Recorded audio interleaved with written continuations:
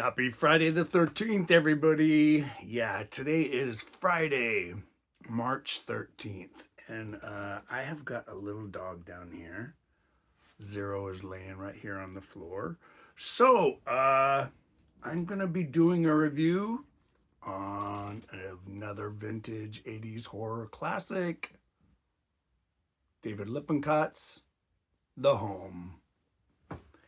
Yeah. Sorry about that, you guys. I had to clip out a big coughing fit I was having. So, in 80s fashion, I know this was released in 1978, 79. I've got John Cooper, my God, Richie. I've got John Carpenter's classic, Halloween. Wow, where do I start with this book? This book, being from July of 1984, is from David Lippincott. The first book I ever read from this horror author was this one right here, Savage Ransom. See the bloody package? This book terrified me. This book terrified me. God. Then I read this book by him, another one from the 80s, The Nursery. Has a very John Saul, not Punish the Sinners, the second red one, the red book, but it has that same kind of, yeah. And then he also wrote this, Unholy Morning, Mourning, but this one, now I gave you guys a tease lead in on the last video, and oh my God, you guys, I just realized that I had the same shirt on that I had on in the previous video I taped. Oh my God, I had the my yellow Overlook t-shirt on. I've got hundreds and hundreds of t-shirts, tons and tons of horror t-shirts, and I had the same two on in the two back-to-back videos. But this says home. It's where the horror is. I'm telling you what, I'm going to throw on my glasses. So yeah, you guys are going to get a little bit of glare. Yeah. Yeah, right there. See that glare? I hate that glare. So this book had oh, it was Punish the Sinners. Yeah, John Saul's Punish the Sinners right there, his second book. Yeah. This book had 346 pages. Now, remember in the days in the 70s and 80s in horror books, we always got these pages in the back that promoted the author's works. And The Home, The Voice of Armageddon, Dark Prism. Dark Prism is another one I have. I didn't pull it down from my shelf up above me. Sorry, you guys, my allergies are kicking my ass right now. But this book, it's just, I haven't read it in probably 35 years. It'll be 40 years. God, was it 40 years? Oh my God, it was. It came out. Oh my God, it came out 42 years ago. Wow. So, I'm going to read to you what it says on the back. A haven of human kindness or a house of horrors. A safe, quiet place in the Florida Keys. A place to rest. A place to heal a broken spirit. A mind adrift. Beautiful young Meg Kendricks had barely been married when she left her handsome new husband behind and came in answer to her mother's desperate pleas. Help me, save me. But the moment Meg set foot on the tiny island, entered the strange old house, her own nightmare began. Who was Dr. Summers, a kindly psychiatrist who doted on his disturbed patients, or a dangerous madman? And who was Meg? A young wife about to embark on love's greatest adventure, or a woman destined never to escape the home? Can anyone leave it and live? Okay. Ooh. Zero has stinky. Yeah, Zero has gas. Sorry, you guys. Whew, that just like hit me like a ton of bricks. Okay. This book. So, the character in this book, Dr. Alan Summers, is the craziest, most disturbing psychopathic man since Norman Bates. Dr. Alan Summers runs a mental asylum on an island off the coast of the Florida Keys, and it's called Matagumbe Gut. And I've been meaning to call my friend Maria DeLellis, who lives on Sanibel Island, and ask her if Matagumbe Gut is really a real place. I guess I could Google it. I just haven't done it. But so Meg gets this message from her mom, and it's through a phone call, and this was way before the time of cell phones, and she's like, Meg, you need to help me. You need to come get me. I'm well. I'm fine. And Meg says, she tells her, yes, mother, I'll be there. I'll, come and get you. Well, Meg's mother doesn't know she's married, and she hasn't told Evelyn. So during Meg and her husband, Ty, who sounds like a gorgeous, gorgeous man to me, when they get married, a really disturbing, weird thing happens. A raven or a pigeon, was it a pigeon or a crow? Some weird, God, I can't remember. It's been like 2 weeks since I finished it.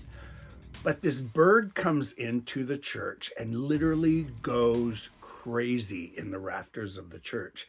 And it just freaks Meg out in a way that she takes it as a warning or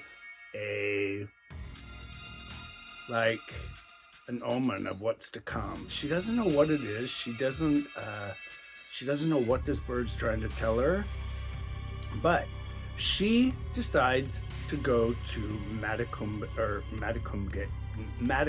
Gut and go to the home to visit her mom and rescue her and bring her mom home. What she doesn't know is this Dr. Alan Summers has got a whole different experience and visit plan for Meg. Now, it starts out, she has to take this really weird tram car thing.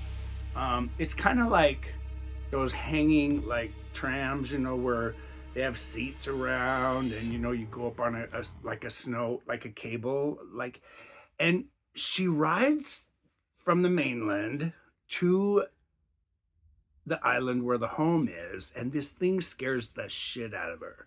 She feels like it's going to break, like it's going to just stop working. Well, she's greeted by the staff, Nurse Cummins, and she's greeted by some of the other staff, and she witnesses something very strange. She witnesses this young man who she later finds out is one of Dr. Alan Summers' patients. He is violently masturbating on the dock. And she's like, well, that's kind of disturbing. And one of the staff members says, oh, that's Jerry. He does that all the time. Just ignore him. Well, she's like, oh, God, and this is where my mom's at. One thing from here, it just gets so disturbing. Well, when Dr. Summers introduces himself to her, she thinks, wow, he's a decent man. He seems like a good doctor. But in the first 24 hours that Meg is on the island, she witnesses some very weird things. And her mom tries to tell her that something's wrong with Dr. Summers. But Meg just thinks, oh, well, mother, you'll be fine. And when he's ready to release you, I'll come back and get you. What Meg doesn't tell her mother is that she found out recently she's pregnant. Yeah, she found out she's pregnant. And she finds out by, I can't say too much about this, but she finds out after visiting a drugstore. She takes a pregnancy test and she finds out she's pregnant. So she thinks, do I tell my husband, Ty, or I tell my mother first? This this book is so creepy. It is just, in the 80s, in the 70s and 80s, even in the early 60s when Robert Bloch wrote Psycho, horror was psychological. And like my very first book that turned me on to horror, Whatever Happened to Baby Jane, psychological horror can sometimes be the scariest horror ever. But there are some of the most disturbing scenes in here. And there is one of the fellow patients, Mrs. Bellagio, and she is friends of Evelyn's, Meg's mother. And one day she comes up missing. She's not at lunch. And there's another patient who, she is just, as you're reading the book, you're thinking, God, is she more crazy than Dr. Summers is? She goes into these screaming fits where people around her are actually paranoid and scared to death to be around her. And when you start to meet these different characters, it's actually really sad, but it's like, here they are stuck on this island in this home with this crazy doctor who you don't know, oh my God, you don't know what he's gonna do to him. But one of the first disturbing things that you see Dr. Summers do, he goes into his office, and his office, he has a keypad, he locks it with a key, he has a security code, everything. And he goes into this office and he meditates, let's say. Let's just say that he meditates. That's where he goes in to concentrate. He has a shadow box in his office. And what this shadow box is behind a secret panel on the wall. He has mementos. Yeah, not Mentos like the mint. He has got mementos. And he has some of the weirdest, creepiest, ugly mementos you will ever see. And he's constantly adding to these mementos. And this book is, I guess most people would call this a slow burn. I call it just a psychological mindfuck. A psychological, yeah, it's seriously a psychological mindfuck. This book is very disturbing. It is graphic in a couple scenes. There are a couple very, very disturbing scenes, but it's not as graphic as horror is today, like with Terrifier and all these gruesome shock horror books that we read today, and watch the movies. But I do want to read a half of a page in here, so let me go to the page.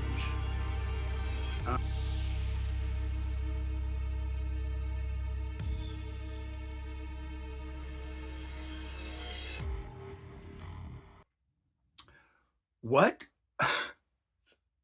I want to read the next page, but I can't. I can't ruin what is going on here.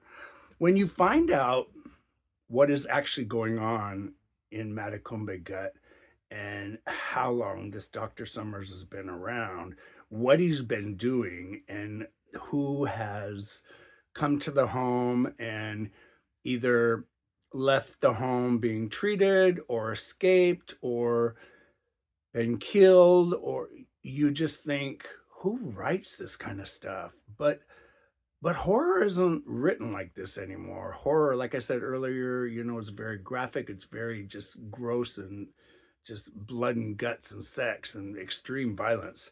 This book, when it's over, you think, damn, now I'm kind of sad. I'm done with it. It it took me a little over 3 weeks to read because I was listening to two other books, and I was reading a ghost story at the same time, and I thought, I want to get back to the home. I really want to get back to the home. And as I picked it up, the last 100 pages I read in just a couple hours, and David Lippincott wrote horror in a completely different way than anybody else did. He was known for like crime thrillers and police procedural violent books, but he also wrote Tremor Violet, which was it was turned into a documentary film, or kind of like a semi-documentary about what was going on with the world, and how Mother Nature was fighting back, and just war with other countries back in the 60s and 70s. And it was considered shocking for its time. But I remember when I picked up Savage Ransom. In fact, when was Savage Ransom written? Let me grab it real quick. I was gonna look this up and I forgot. Zero's like, okay, Dad, I'm bored with this. Savage Ransom first came out in July of 1979. Yeah, just like a month after I had graduated. Because I remember my girlfriend at the time, Susan, and I had read this together. And I want to read you the front cover. It says, "One by one, their sons are disappearing, and the nightmarish game of sadistic horror begins. Escalating terror," says the Erie Times News. Savage Ransom, a novel by David Lippincott. He writes very chilling books. And if you have access to the home, I know I know you can find it. I think Kindle has it as an audiobook even, maybe, but you can get it as an ebook. You can find it still in used bookstores. You can find it on Amazon. You can find it. It's not that hard to find anymore, but pick up a copy of The Home. Dr. Summers. Wow, you won't forget Dr. Summers and his